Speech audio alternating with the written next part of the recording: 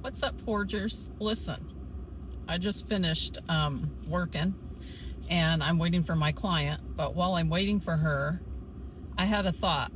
I was discussing with some of the girls at the gym today why it's important to develop good, healthy habits for yourself.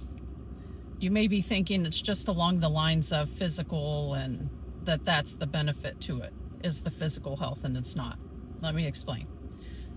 Whenever you set a standard in your life, and this can be male or female, but I'm talking to females right now because I see a lot of hate going online. And I have my own kind of issues that I deal with too when it comes to men and their thought process. But this is how I have learned to help myself through that.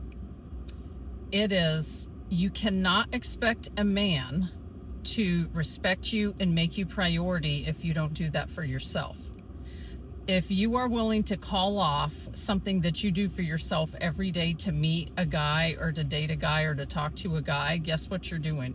You're sending a message now to yourself, and you're also sending almost like a subliminal message to that man that it's okay for him to give you less effort, and you will start to accept that.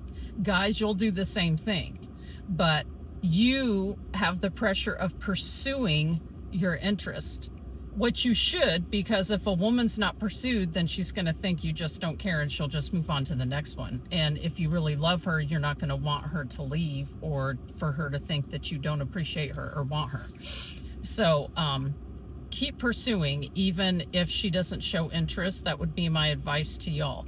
But to ladies, no man wants a woman that doesn't value herself. I'm just saying, there may be some that say they do, but when it's all said and done, they don't. Because if you don't value yourself when you're single, then when you end up with that man, guess what?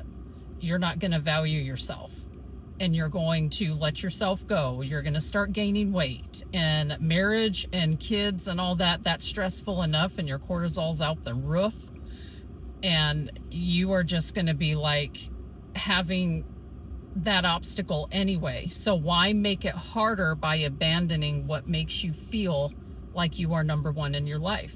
Okay. And wives and moms, you do have to feel like you're number one in your life. So you have to take a time of day when you don't have to do for anybody else. That is going to be your time. And I say start with you the first thing in the morning. Get up at 4, go work out, go do something for you, because that's going to set the tone for your entire day. That way you can be a better wife, you can be a better mother, you can be a better person to yourself, because you've already established that self-care and taking care of you and being on a regimen and being on a routine, that is going to keep your sanity. Okay? So I just wanted to tell you that. Watch the vibes you send out, because if you don't value yourself, guess what? That's not really something that's going to be hidden. No, a man will see that in 5 seconds.